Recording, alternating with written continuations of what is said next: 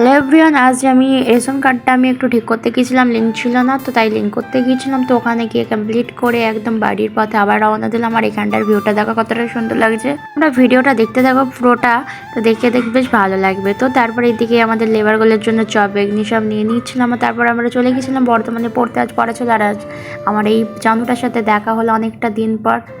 তো তারপরে এদিকে আমাদের ক্রোমাটা পেরেছিল, আর কি সুন্দর লাগছে ভিউটা দেখো। যত দিন যাচ্ছে বর্ধমানে উন্নত ততই হয়ে যাচ্ছে, খুব সুন্দর লাগছে। আর বর্ধমানে কাদের কাদের বাড়ি একটু কমেন্টে জানিও। তো তারপরে এদিকে শান হসপিটালের ভিউটা, আমি টিউশন চলে এসেছিলাম টিউশনের বাইরে। এটা খুবই সুন্দর দেখতে লাগছিল, তখন বিকালের টাইম ছিল। আর এদিকে আমি একটা ফুল নিয়েছিলাম একটা গাছ থেকে পেড়ে। আর এইদিকে এত ফোনে ব্যস্ত, অল টাইম মনে হয় ফোনের মধ্যেই ঢুকে বসে থাকে। ভাই একটা ভিডিও করছি, ভাই তুই একটু ভালো করে তাকা, কোনো পাত্তাই দিচ্ছে না। তো তারপরে বললাম যা তুই ফোনে ব্যস্ত থাক ভাই, দাঁত খেলা, আমি একটু করি। তো কোনো দিক থেকেই পাত্তা দিচ্ছে না যে ঠিক আছে দিতে হবে না। আর এদিকের ভিউটা দেখো কতটা সুন্দর দেখতে লাগছে না বাড়িগুলো।